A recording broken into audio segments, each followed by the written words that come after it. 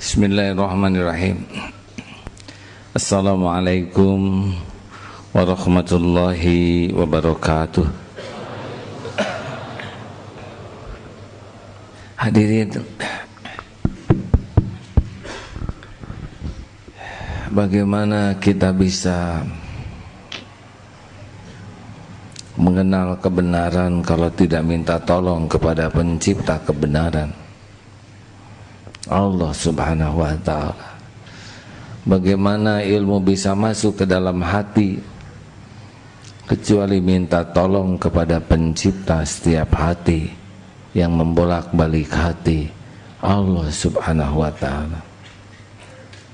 Bagaimana kita bisa tidak tergelincir kecuali Allah yang melindungi?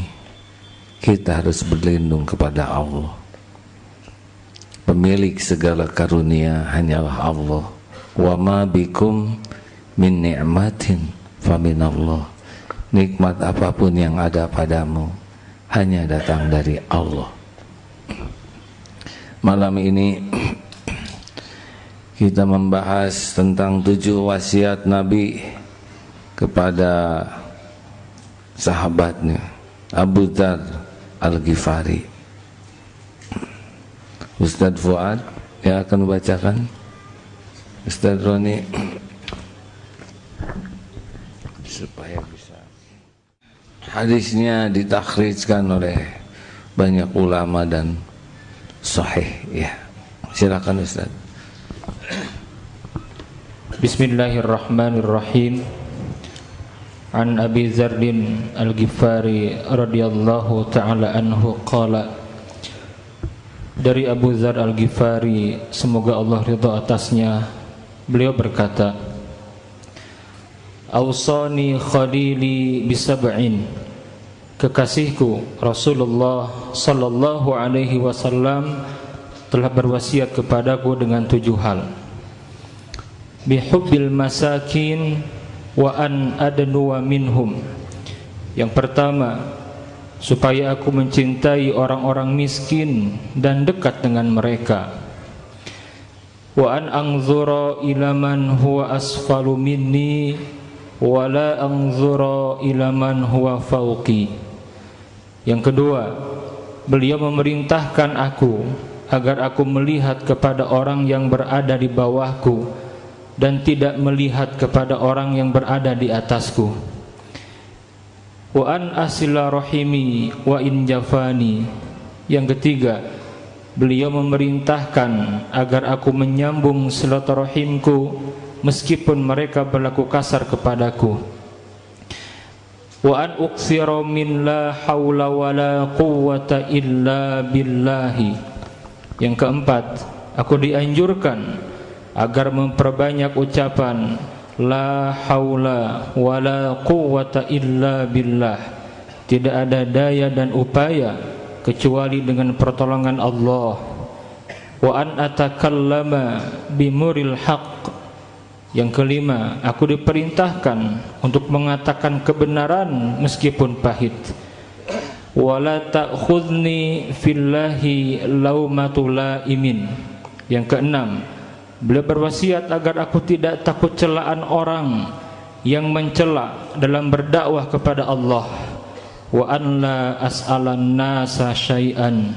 Dan yang ketujuh, beliau melarang aku agar tidak meminta-minta sesuatu apapun kepada manusia. Hadis yang diriwayatkan Imam Ahmad, At-Tabrani, Ibnu Hibban dan Al-Baihaqi. Hadis ini derajatnya sahih.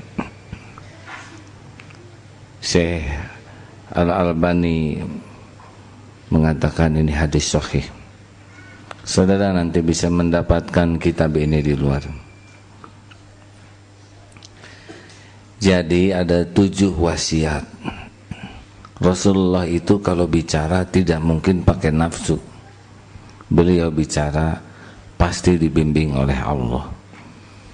Rasulullah bila berbicara mengukur siapa yang diajak bicaranya. Nah, salah satu di antara wasiatnya adalah 7 wasiat ini. 1, Yang penting ternyata bihubbil masakin. Kita disuruh mencintai orang miskin, wa ana adnu wa minhum, dan dekat dengannya. Satu-satu saja dulu. Jadi kita sering melihat orang miskin dengan pandangan sebelah mata, seakan mereka orang yang berderajat rendah. Padahal dalam pandangan Allah, kaya miskin sama sekali bukan ukuran derajat. Derajat di sisi Allah cuma satu. Derajatnya yaitu inna akramakum indallahi atqakum. Kita harus pahami dulu ini. Kekayaan semua milik Allah. Dan Allah ciptakan kekayaan dibagi tidak sama sebagai ujian. Yang lebih itu ujian, yang kurang juga ujian. Kalau Allah mau bikin kita kaya semua, gampang. Dunia ini tidak ada harga bagi Allah. Kalau dunia ini ada harga sesayap nyamuk saja, orang-orang kafir, orang ingkar tidak akan diberi minum walaupun seteguk. Dunia ini tidak ada harga sama sekali bagi Allah. Dunia dengan matahari bandingannya seperti merica dengan tolombong. Sudah tahu tolombong? Tanggungan kerupuk. Apa yang cocok ya? Niru. Kecil dunia. Di alam semesta ini matahari banyak, triliunan, mungkin tak terbilang. Apa artinya matahari kita bagi Allah? Dunia, Indonesia, Bandung, Darul Tauhid, motor kita, we are nothing. Apa artinya itu? Dilarang merokok lagi ya. Nah hadirin, dunia ini tidak ada apa-apanya. Kalau kita sudah masuk ke wilayah ini, tenang. Sekarang kita terkesima kepada dunia, pelatihan menuju kaya. Hah?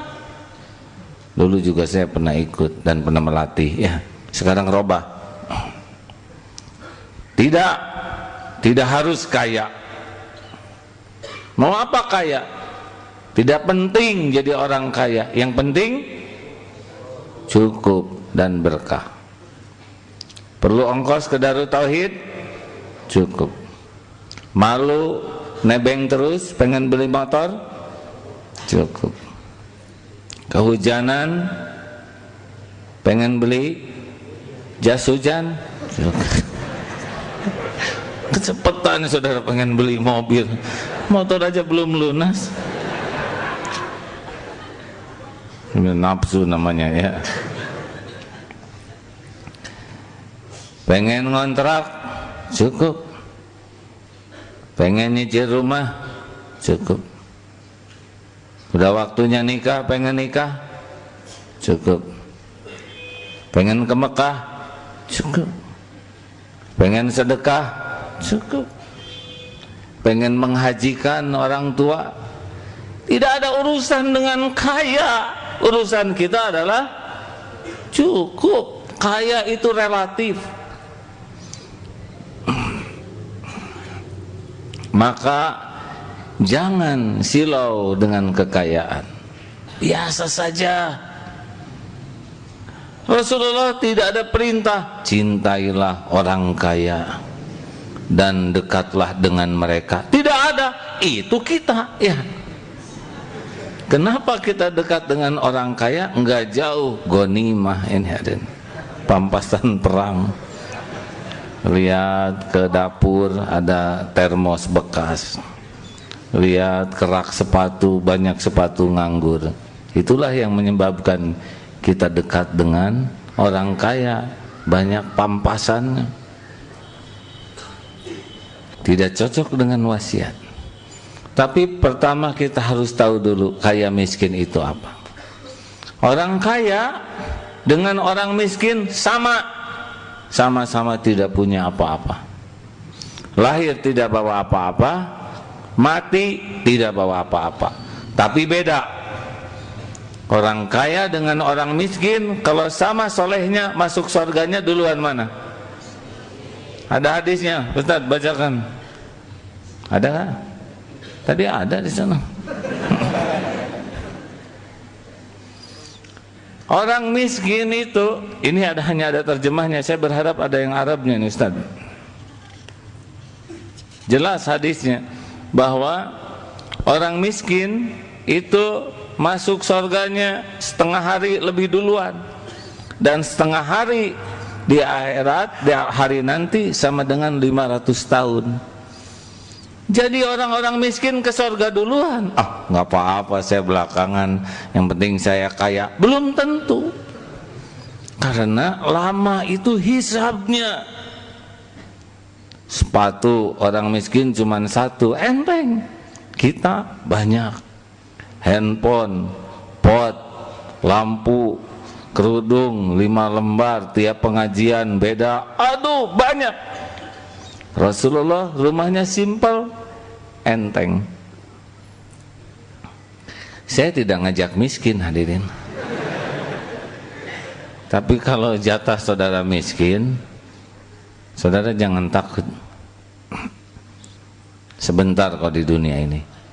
Enggak apa-apa, kita enggak banyak, enggak apa-apa. Yang penting pas perlu ada. Dan perlu ada itu bukan karena kaya miskin. Perlu selalu ada. Wa may yatawakkal 'alallah fahuwa hasbuh. At-Tolak ayat 3. Barang siapa yang hatinya bulat, utuh, tawakal kepada Allah, fahuwa, maka baginya hasbuh, dicukupi keperluannya. Jadi akhwat, kalau nanti cari calon suami, jangan tergiur dia datang pakai mobil bagus. Besar kemungkinan dia kerja di bengkel ya. Karena sehari 3 kali ganti mobil. Enggak apa-apa mobil bagus, tapi dia soleh, itu mah rezeki ya. Tapi kalau hanya ngandelin mobil, kaleng. Dan celakanya kita semua terpedaya. Pulang dari sini dijemput saudara pakai mobil bagus, beda tuh rasa. Goodbye. Biasana abdi angkat surat pakai goodbye karena mobilnya bagus. Bye man. Beda, buka pintu teh beda. Padahal setiap orang tahu itu bukan mobil dia. Kita teh asa gaya naik mobil orang, duduk di depan, jendela dibuka. Setiap orang tahu dia nebeng. Dan orang pun tahu bahwa mobil ini belum lunas. Tapi kita mah gaya. Ini penyakit hubbud dunya. Giliran dijemput pakai motor rombeng, suruh parkirnya di sana, di daerah semak-semak. Dia datang duluan, ditutup oleh beberapa dedaunan. Sesudah sepi jamaah pulang sekitar setengah 12, barulah dia mengeluarkan simpanan intinya. Itu nanaon. Sama. Sombong karena kekayaan, minder karena kekurangan, sama, dua-duanya pecinta dunia. Harusnya mah lempeng. Kamu nggak malu punya rumah sederhana? Apa yang harus malu? Istana milik Allah, yang sederhana milik Allah, sama-sama nebeng. Rezeki saya sekarang memang yang ini, RSS.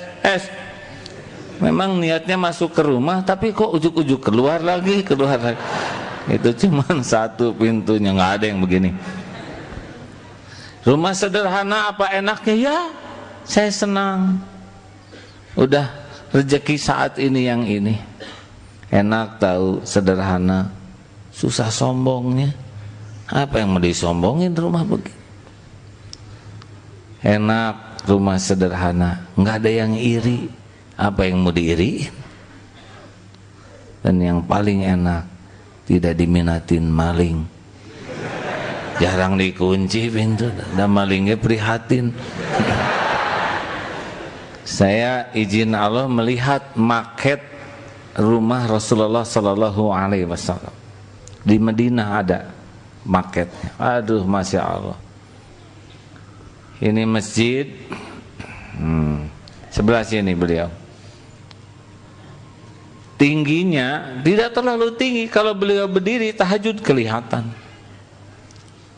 Dari masjid ada satu tembok, ada ruangan, baru kamar beliau, lalu ditutup pakai pagar pelepah kurma. Atas pelepah kurma tidak ada sofa, apalagi singgasana. Ada kendi saja di sana. Tidur Rasulullah di pelepah kurma yang dianyam jadi tikar, yang kalau tidur berbekas di sini. Kadang Siti Aisyah tidak masak, yang ada hanya kurma dan air.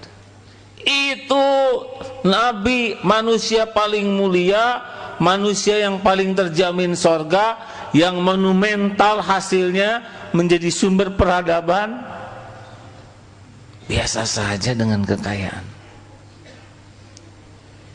Hai, kita siapa? Kemuliaan enggak jelas, yang jelas cuma dosa. Banyak gaya, itu pun cicilan dan pinjam, enggak bahagia. Kalau sudah yakin semua harta milik Allah, kita nanti jadi beda melihatnya. Orang yang miskin itu juga hamba Allah. Miskin itu bukan tidak punya apa-apa, dia kerja tapi tidak cukup, tapi dia tidak minta-minta. Kalau hukum minta-minta, saudara baca sendiri di buku ini, ya. Ini bukan promosi, tetapi gimanalah perasaan saudara, ya. Sudah dicetak. Rencananya buku ini dibuat agar SMS Tauhid kita tidak pernah minta sumbangan kemanapun. Dari buku inilah ada lebihannya, sejujurnya Rp1.000. Harganya Rp10.000, tapi buat yang datang diskonnya 40%. Mau kan? Kalau sampai saudara tidak ya tidak apa-apa, ya. Hadirin, ini sebetulnya wasiat ke-7, tidak boleh minta-minta, ya. Mulai sekarang kita harus ingat bahwa bergaul, dengan wasiat yang kedua, harus melihat ke bawah, jangan melihat ke atas. Ini dekat. Kalau kita bergaul dengan saudara kita yang miskin, dengan pemahaman yang tepat bahwa mereka bukan beban, tapi mereka adalah hamba Allah yang diberikan ujian kemiskinan, dan boleh jadi mereka lebih berkedudukan di sisi Allah, doanya lebih kuat. Itu beda pergaulannya dengan melihat orang miskin sebagai beban. Bisa dipahami, hadirin? Kalau kita menganggap kekayaan tanda kesuksesan, orang yang miskin dianggap gagal. Padahal Rasulullah pun doanya itu, ya Allah, hidupkan saya sebagai orang yang miskin, matikan saya dalam keadaan miskin. Hidupkan saya dalam keadaan miskin, matikan dalam keadaan miskin, dan kumpulkan saya bersama orang miskin. Miskin di sini bukan fakir, tapi tawadu. Rasulullah berlindung dari kefakiran. Artinya jangan silau kepada duniawi. Ada teman dua nih, sama hamba Allah dua-duanya. Cinta kepada orang miskin bukan berarti benci kepada orang kaya. Karena yang kaya juga ada yang udah garisnya kaya mah jadi terus, ya. Tapi beda cinta kepada kekayaan. Ada orang kaya soleh seperti Abdurrahman bin Auf, seperti Utsman bin Affan, semoga Allah ridho. Mencintai beliau malah kebaikan karena kesolehannya, bukan karena kekayaannya. Jelas? Sekarang di sini ada pengusaha. Maaf hadirin, salah seorang pengusaha tertarik kepada Masjid Eko Pesantren. Beliau ngirim kemarin dana. Sibuk kita perbaiki. Kapan dong kirim lagi? Sampai begitu tuh. Ayo, masa belum habis uangnya kami sudah mau kirim lagi. Coba itu tidak cocok sama sekali dengan kita.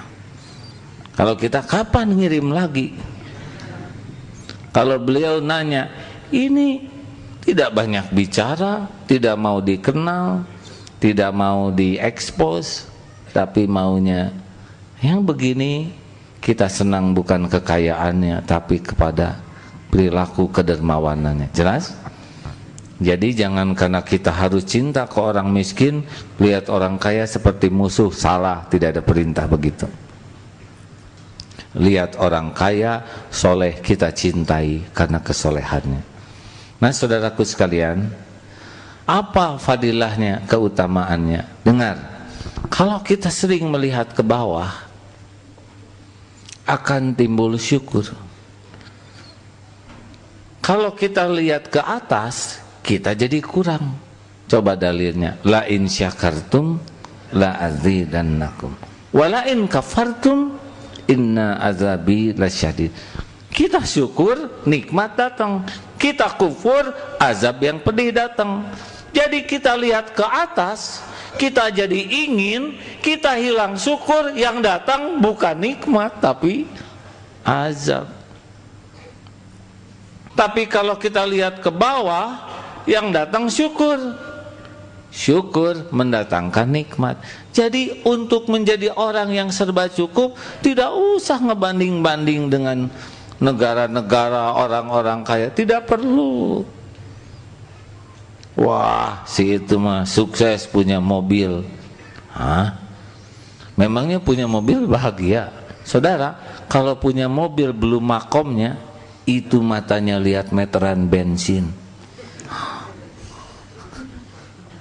Saya tidak niat menyinggung siapapun ya. Kalau saudara lebih sibuk melihat meteran bensin daripada persneleng, itu belum cocok tuh. Ganti dari 1500 cc kurangi nolnya 1 ya, 150 makomnya. Jangan memaksakan diri. Orang punya mobil bagus belum tentu bahagia. Dan apa urusan kita dengan mobil orang? Kaki nomor 38, temen nomor 42, sepatunya bagus, nggak perlu ingin sepatu nomor 42, makanya juga stres. Ngolomrang. Saudara lihat rumah bagus, makom kita kontrak, stres. Pernah ada yang gajinya 1,4 juta, ditawari oleh saudaranya, udah daripada ngontrak, pakai aja rumah saya, gembira, 2 lantai. Sebulan kemudian pindah lagi, listriknya aja 1 juta hadir. Dia makan apa? Iurannya 50.000, kebersihan, satpam 50.000. Jadi memang rumah enak, cuma nggak makan. Dah, nggak usah iri dengan kekayaan orang. Beda kapling. Jangankan seangkatan, adik kakak aja beda-beda takdirnya, benar? Jangankan adik kakak, kembar juga beda-beda. Nggak ada urusan kita dengan pembagian Allah kepada kekayaan orang. Urusan kita mensyukuri apa yang Allah berikan ke kita, itu yang membuka pintu. Makanya sudah tidak usah silau. Teman beli motor baru, ya udah nggak apa-apa. Wah, panas, panas. Tuh, baru juga lihat sudah panas ya. Weh, teman seangkatan sekarang dia sudah punya rumah, panas. Mau apa? Mending nyukurin kontrakan yang ada. Ya Allah, Engkau tahu hati saya panas. Tapi cukup Engkau aja yang tahu. Enggak, saya udah dengar ceramahnya. Saya nyukurin yang ada. Walaupun Engkau tahu sebetulnya saya ingin yang agak. Ini enggak enak kontrakan kamar mandinya di luar, ya Allah. Diatur ajalah olehmu. Banyak syukur, banyak ngaji, dibersihkan, jauh dari maksiat. Semua rumah di dunia ini milik Allah. Giliran aja kok, iya kan? Tenang, gampang bagi Allah ngasih. Syukuri aja yang ada. Makanya kalau punya kontrakan 3x4, jangan melihat kontrakan 8x10 jadi setengahnya. Lihatlah peti. Makanya bagus ini santri diajak ke penjara sana supaya lihat lebih luas. Pernah ada orang sepatunya hilang, sedih, pas keluar masuk lagi sujud syukur. Kenapa? Dia tidak punya sepatu, tapi yang di luar dia lihat tidak punya kaki. Wah, dia syukur yang tidak ada cuman sepatu. Hati-hati teknik membanding ini jadi masalah atau jadi syukur. Saya berdiri dekat Pak SBY, kerasa itu kecil tuh, aneh. Kenapa saya jadi ngecilin begini? Tapi pas deket Pak Yusuf Kala mah enggak tuh, asa tinggi ya. Jadi ukuran badan saya ternyata bisa robah-robah, tergantung siapa yang di samping. Nah, maaf ya Pak, Bapak sudah tua belum? Kan? Berapa usianya Pak? 67. Bapak sudah tua karena di samping Bapak berapa tahun dek? 18, jelas Pak. Coba Bapak berdampingan dengan yang 98, Bapak paling muda benar. Ini serius hadirin. Saya di sini jadi cepet tua karena santrinya muda terus. Kalau Bapak istrinya ingin kelihatan muda terus, jangan nonton sinetron remaja, itu bahaya. Sudahlah, jangan suka ngebanding ke atas. Kalau mau ngebanding ke atas, bandinglah dengan orang yang lebih banyak ilmunya, banyak amalnya. Itu kalau kita ngebanding ke bawah dengan yang kurang ilmu, kurang amal, kita jadi soleh. Kita sholat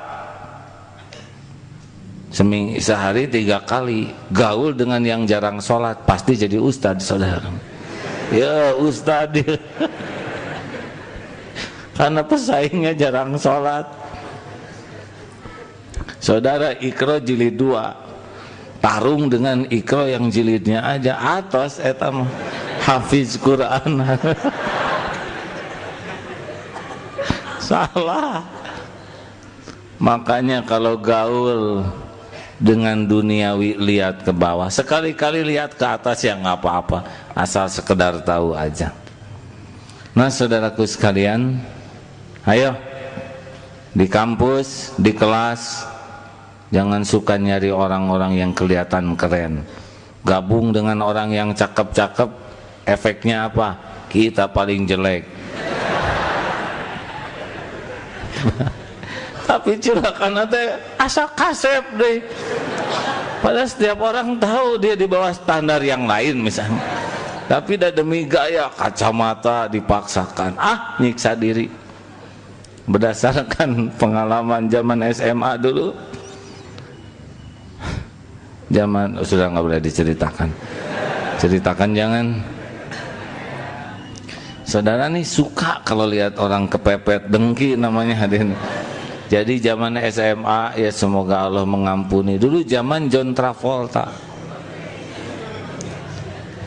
John Travolta teh jangkung, mancung, bule. Di kelas tidak ada satupun yang mirip. Tapi jaket pinjem, rambut dijambul demi nyontek yang seperti itu. Padahal setiap orang tahu jauh dibanding John Travolta. Para naik hidung tegaring ya. Tapi begitulah kalau salah lihat. Hadirin, udahlah, mending kita ngukur kepada saudara kita yang lebih prihatin. Saudara lihat yang rumahnya terbatas, Masya Allah, di gang sempit, hidup hatinya. Ya Allah, ada yang kecil sekali. Saudara ketemu dengan yang hidupnya sangat prihatin, Masya Allah, lihat makanan itu jadi nikmat. Saudara lihat orang yang tidak punya tubuh sempurna, tubuh kita, ya Allah, Alhamdulillah. Baik sekali kalau saudara peluangkan waktu ke panti-panti ya, atau kunjungan ke penjara, kunjungan ke ICU, ruang gawat darurat, supaya hidup syukur kita terhadap nikmat yang Allah berikan. Setuju hadirin? Coba, apakah nikmat bisa datang karena ingin atau karena syukur? Jawab. Sebetulnya enggak banyak keinginan, tapi banyak bersyukur itu lebih mendatangkan nikmat. Yang kita inginkan, dengar, kalau tidak hati-hati itu standarnya nafsu. Tapi kalau kita penuh syukur, Allah mengilhamkan keinginan. Yang paling enak adalah Allah mengilhamkan apa yang akan Dia berikan. Sip. Itu yang paling manis. Bakal kejadian. Yang apes adalah menginginkan yang enggak ada takdirnya, pasti enggak ketemu, ngejongkeng juga. Salah satu siksaan di dunia ini adalah menginginkan yang tidak ada takdirnya. Makanya kalau saudara banyak syukur, diilhamkan oleh Allah, suka kepada saudara yang belum nikah, calon yang pas itu takdirnya, itu yang paling manis ya. Jadi itu. Yang apes adalah naksir yang bukan jodoh dia dalam rencana Allah, nggak jongkeng. Makanya udahlah, kalau saudara naksir-naksir, redakan, lebih baik serahkan ke Allah. Bisa salah taksir. Halo? Emangnya jodoh ditentukan oleh cinta saudara? Kalau setiap yang cinta jadi jodoh, repot atuh. Ada satu ikhwan ditaksir oleh 5.000 akhwat. Oh, akhwat nggak setuju, ya udahlah, satu akhwat ditaksir 5.000 ikhwan, puas? Dah nggak mau kalah aja akan. Dah, mendingan syukur aja ya. Setuju? Apa aja yang bisa membuat hati kita hidup dalam syukur, lakukan. Karena itulah yang akan mendatangkan karunia. Kita diperbudak keinginan, tersiksa hadirin. Keinginan itu nafsu. Nafsu itu bikin seperti fata morgana, kelihatan air padahal bukan. Kalau kita sudah ingin, makin tidak rasional, makin emosional. Itu nyiksa. Ada ibu-ibu di sini? Nah, calon ibu, misalkan demo, ini alat food processor, ini alat proses makanan canggih, baru dipegang sudah matang. Sekarang jadi ketimun, besok jadi bonteng, ini bisa robah-robah. Wah, ibu ngelaya aja. Ini luar biasa, kesempatan Bu, tidak ada lagi. Ini barang terakhir, makin matang tuh. Istiqoroh juga, ya Allah, penting sebagai ibu rumah tangga. Perkara cicilan mah gampang. Yang ketidinya saya nyicil sami Allah. Jadi beli paling berapa hari sih pakai food processor itu? Benar? Dan nggak lama, ada kurang modal. Asalnya apa? Terus turun karena hui. Yang lama seminggu beres. Cuci, masukin kardus, simpen di atas lemari, enek aja tiap lihat karena cicilannya 24 bulan, Pak.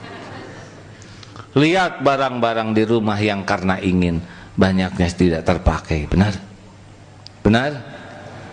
Pengen tas, aduh, ibu nih hejo lihat tas. Apalagi matching dengan kerudung. Atas.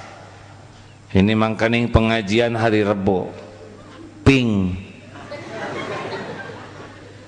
Lebih lama mikirin warna daripada mikirin Allah.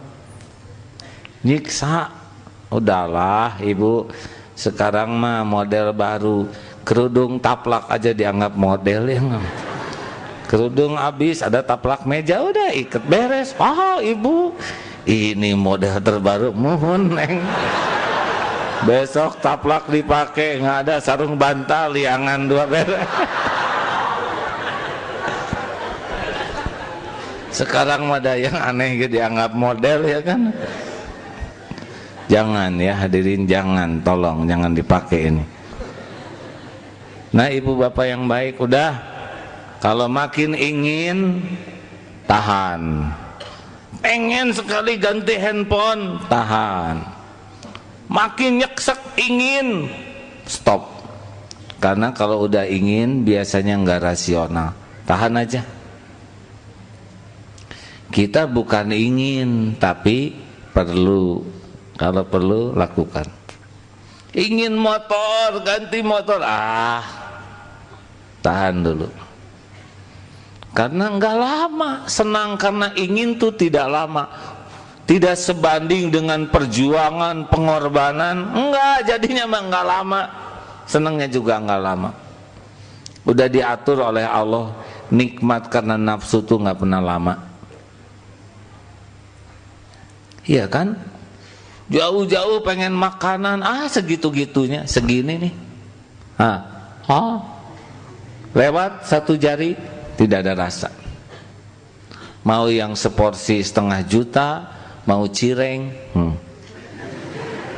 Emang cireng dimasukkan kemana? Sini juga kan? Itu kalau tidak sariawan.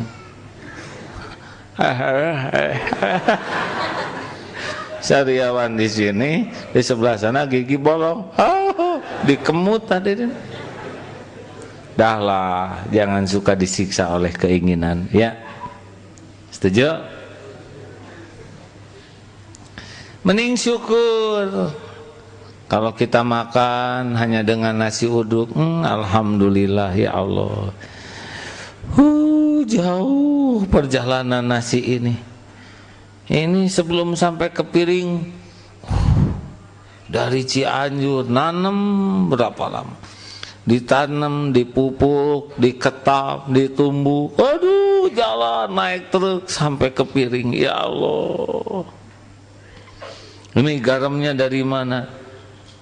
Dari Madura. Aduh, petani ngumpul. Ini ayam siapa? Ya ayam tetangga nih kayak. Kemarin ribut tetangga, sekarang sepi. Alhamdulillah tetangga, syukuran.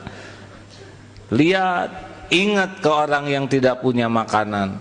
Lihat di TV itu ya, di Sudan, Masya Allah, enggak berani kita mencela makanan.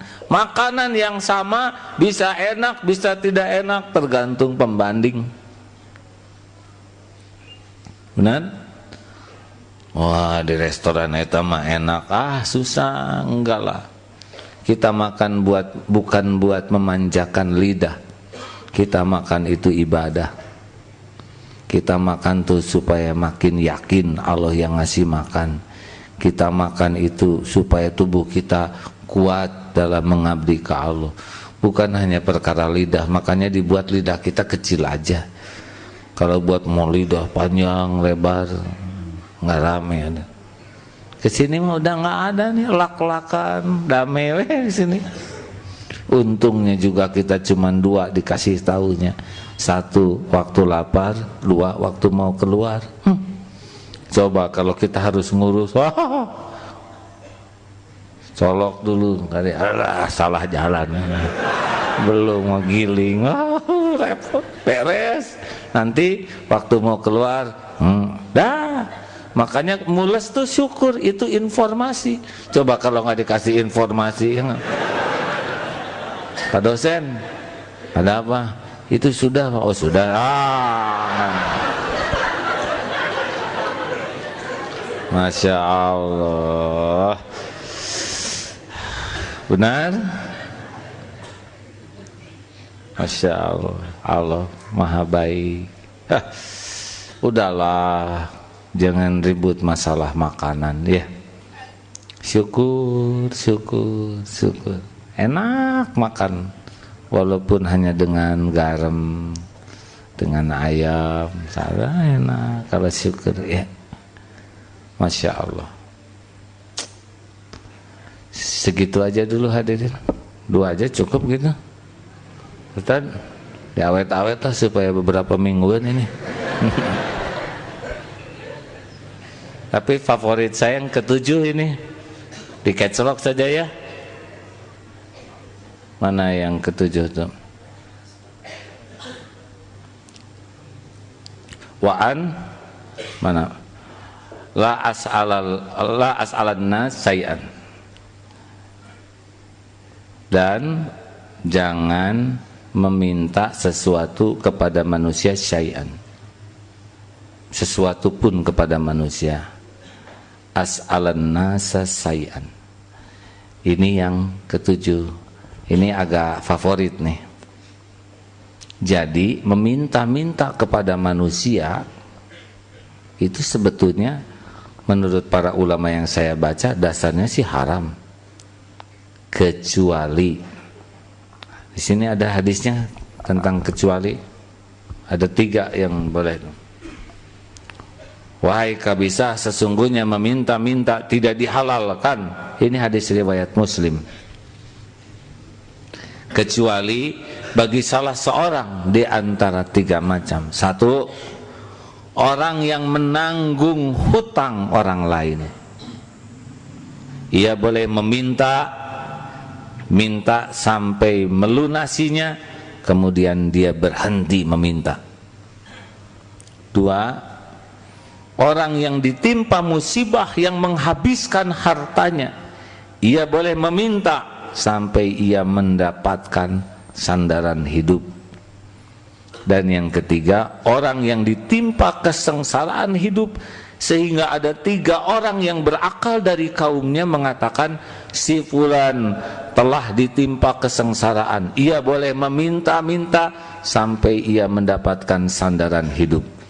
Meminta-minta selain 3 hal itu, wahai kabisah, adalah haram. Dan orang yang memakannya adalah memakan yang haram. Saya juga mikir SMS Tauhid itu tiap hari dikirim. Sampai ke saudara-saudara belum? Acungkan tangan yang dapat kiriman SMS. Alhamdulillah, terima kasih. Yang belum dapat kiriman acungkan tangan. Nggak usah malu, nggak usah lihat kiri kanan, kan bawa masing-masing tangannya.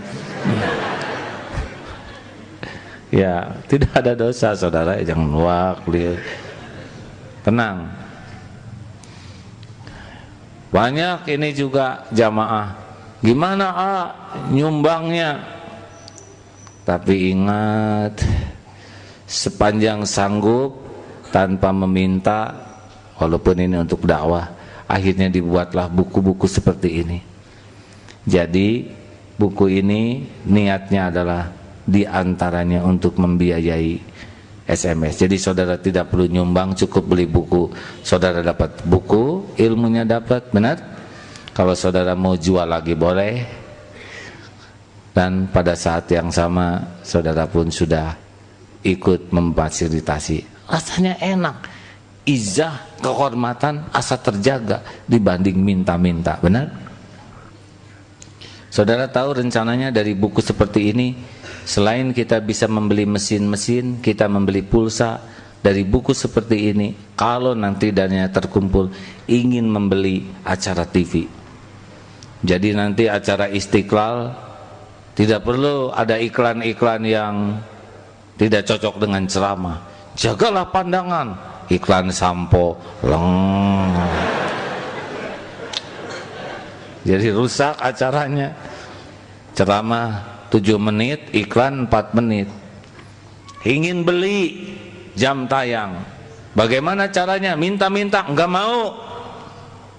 Dagang saja yang halal, ya. Setuju? Saudara juga bisa dengan nanti seperti ini. Kalau saudara mau, niatnya dakwah, ini sengaja dibuat semurah mungkin, ya, supaya nanti saudara, saya mau jadi agen buat biaya kuliah, boleh. Tahu diskonnya berapa? Ini untuk dakwah 40%. Saudara insya Allah bisa untuk umroh. Gitulah. Dulu kan cita-cita ingin umroh gratis. Niatnya dakwah, karena ini memang dibuat untuk dakwah, bukan untuk semata-mata bisnis. Insya Allah SMS jalan, dakwah jalan, saudara juga bisa kuliah jalan, ya. Insya Allah umroh juga bisa atau haji. Insya Allah izzah kita terjaga, muru'ah kita terjaga kalau kita tidak minta-minta. Setuju? Jangan biasakan minta-minta. Wah, doa ke orang tua minta gimana? Jangan minta, tapi diingatkan. Saya tidak minta, Pak, tapi saya memberi tahu Bapak punya kewajiban, itu aja. Kalau enggak mau enggak apa-apa, jangan kayak gitu. Kalau itu mah masih boleh, ya. Tapi lebih aman jangan minta tolong bentuk apapun sepanjang kita mampu untuk keperluan pribadi. Kalau saudara nanti jadi pejabat, enggak usah buka pintu dibukain. Buka sendiri kalau bisa, ya. Kacamata, terus tas. Rasulullah ke pasar bawa sendiri belanjaannya. Proporsional saja. Jangan kalau saudara nanti jadi pejabat segala diangkut. Buka pintu dibukain, tutupin. Mau duduk kursi ditarik. Mau makan lap ditapos. Mau nyuap disuapin. Enak jadi lumpuh begini. Makin tinggi jabatan, bahkan ngunyah juga dibantuin. Nanaonan Allah. Rasulullah mah puncak kemuliaan biasa saja, benar? Sekarang yang banyak pengajian ini di Istiqlal, di mana-mana kaum muda. Bagus. Kalau tauhidnya bagus, siapa tahu di antara saudara nanti ada yang jadi menteri. Mana sebelah sini?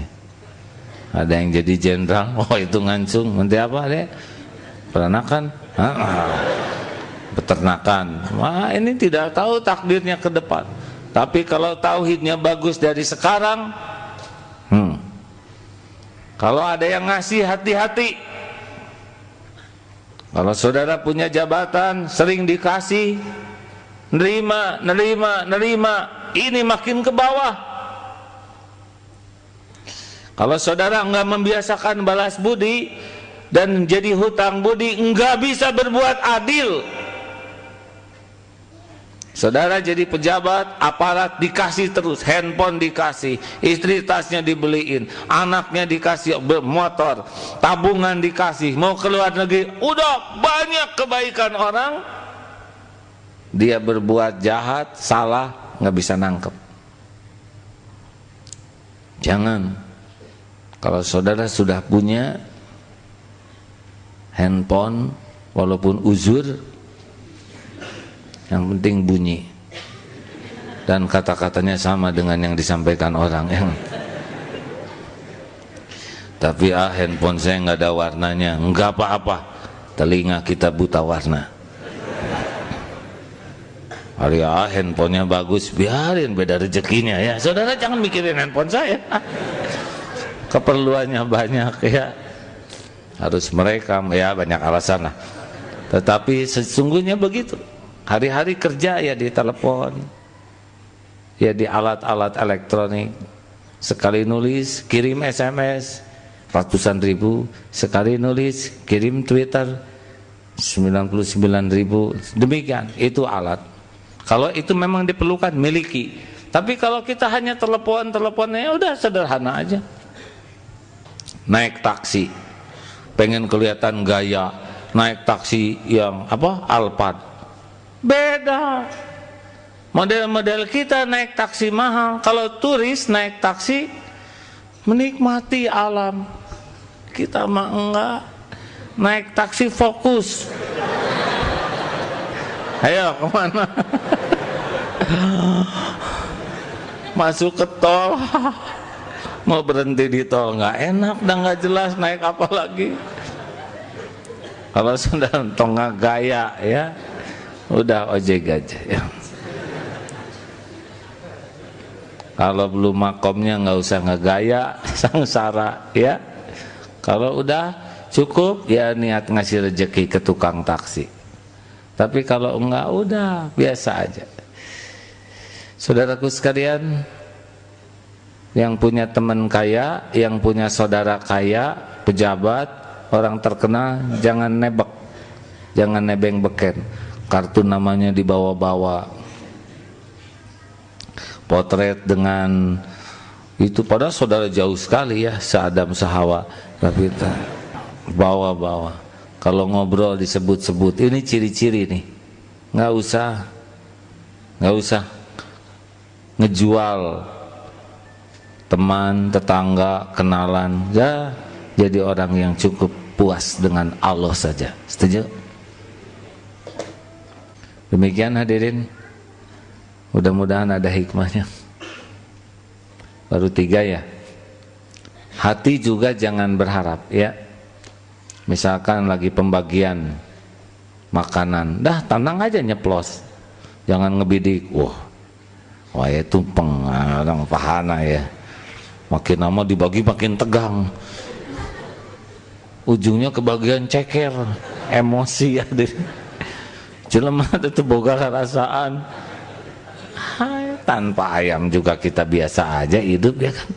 Kenapa harus ngambek? Itu karena berharap. Kalem aja, dimakan habis, nggak kebagian, hanya kebagian nirunya aja, udah nggak apa-apa. Jual niru, beli nasi goreng, beres kan? Enggak, ini nirunya nggak boleh dijual, sudah nggak apa-apa. Kenapa harus emosi? Dari dulu juga kita makan terus, ya kan? Kenapa sekali-kali nggak kebagian makan kita ngambek? Karena ngarep-ngarep. Pembagian koaci, segede gini bikin emosi, rebutan. Jangan, nggak ada riwayat para sahabat. Pembagian dok cak-cak lebih kecil lagi. Nah, kalem Dunia mah nggak usah mak begitu. Setuju hadirin? Kalem. Dunia nggak boleh bikin silau, bikin kita kehilangan kehormatan. Ibu-ibu, kalau ke arisan jangan membawa kantong kresek dari rumah. Ini tradisi yang kurang baik. Tuan rumah masuk, kita sanggup beli, nggak harus cecermet seperti itu. Apa bahasa Indonesia cecermet? Hah? Rakus? Oh apa? Mulai rebut, jangan nih kuaci uang itu. Kita ibu toh dulu, masa? Enggak boleh, enggak apa-apa, enggak kebagian kue, enggak kebagian makan. Tenang, izah kita, kehormatan kita lebih penting daripada makanan. Ada kok, dari dulu juga kita hidup makan terus, ya kan? Berapa kali kita nggak kebagian, tapi makan terus. Benar? Jaga izzah kita, jangan tamak, silau, serakah, kalem, enak. Terima kasih sahabatku sekalian. Al-Fatihah. A'udzubillahi minasyaitonirrajim. Bismillahirrahmanirrahim. Alhamdulillahi rabbil alamin. Ar-Rahmanir-Rahim. Maliki yaumiddin. Iyyaka na'budu wa iyyaka nasta'in. Ihdinas siratal mustaqim. Siratal ladzina an'amta 'alaihim ghairil maghdubi 'alaihim waladdallin. Amin ya Allah. Allahumma salli ala sayyidina Muhammad. Ya Allah, Wahai yang Maha Menatap, Ya Ghafurur Rahim, bukankah pertemuan ini Engkau yang menghendaki? Bukankah siapapun yang hadir ini Engkau yang menggerakkan? Bukankah Engkau sudah tahu siapa diri kami yang sebenar? Wahai yang janji akan mengampuni sebusuk apapun dosa, Ya Ghafurur Rahim, ampuni kami ya Allah. Allahumma inna nas'aluka taubatan nasuha wa taubatan qoblal maut wa rahmatan indal maut wa maghfiratan ba'dal maut. Allahumma hawin alaina fi sakaratil maut.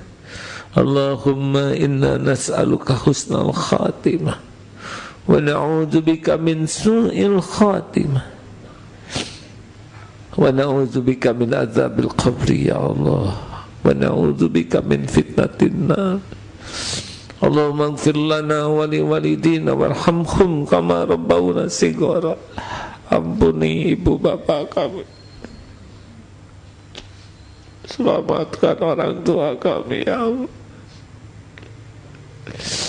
Jadikan ahli surgamu, jauhkan dari kehinaan dunia, dari azab kubur, dari fitnah jahannam. Ya Allah, berkahi, rahmatkan keluarga kami, adik kakak kami, khususan guru-guru kami. Allah, berkahi, muliakan keluarganya, keturunannya. Ya Allah, ampuni hamba-hambamu yang pernah kami sakiti, juga yang pernah menyakiti kami. Ampuni tetangga-tetangga kami ya Allah. Ya Rabb, jadikan saat ini saat mustajab doa ya Allah. Ya Hayyu ya Qayyum bi rahmatika nastaghits. Rabbana taqabbal minna innaka antas samiul alim wa tub alaina innaka antat tawwabur rahim. Ya Allah, tiada Tuhan selain Kau, wahai yang maha dekat, yang maha menatap, yang menggenggam jagat semesta. Kami hanya hamba-Mu yang hina dina, tiada arti bagimu, yang benar-benar mengharapkan ijabah doa kami ya Allah. Amin. Hadirin bagi yang akan doa-doalah. Amin. Allah pasti mendengar, Allah pasti memperhatikan, Allah tidak pernah mengecewakan. Doalah hadirin. Bukankah doa bisa merubah takdir?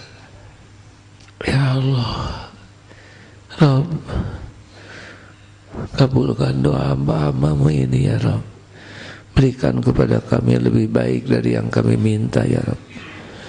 Berikan kekuatan iman bagi yang masih lemah, yang ragu, hujamkan keyakinan. Yang sakit beri kesembuhan ya Allah. Khususan bagi saudara kami Bu Soni yang sedang sakit, berikan kekuatan, kesembuhan ya Allah. Ya Allah ya Hayyu ya Qayyum, berikan kecukupan bagi yang dililit hutang, yang kekurangan rezeki. Bukakan jalan keluar yang dihimpit masalah ya Allah. Bukakan pintu kemudahan segala urusan yang maslahat. Berikan jodoh pilihan-Mu terbaik ya Allah, yang mendekatkan padamu. berikan pekerjaan yang halal barokah, berikan kepada kami ilmu yang membuat kami semakin cinta padamu ya Allah. Ya Allah, kumpulkan kami dengan orang-orang yang kau sukai. Beri kami guru yang benar-benar mencintai dan dicintaimu ya Allah. Allahumma ighfir lil mu'minina wal mu'minat wal muslimina wal muslimat wal ahya'i minhum wal amwat. Allahumma a'izal islam wal muslimin, Allahumma ansur mujahidin. Rabbana atina fid dunya hasanah wa fil akhirati hasanah wa qina azabannar. Subhana rabbika rabbil izzati amma yasifun, wassalamun alal mursalin, walhamdulillahi rabbil alamin. La haula wala quwata illa billah. Terima kasih hadirin sekalian. Doa akhir majlis, subhanakallahumma bihamdika asyhadu an la ilaha illa anta astaghfiruka wa atubu ilaik. Assalamualaikum warahmatullahi wabarakatuh.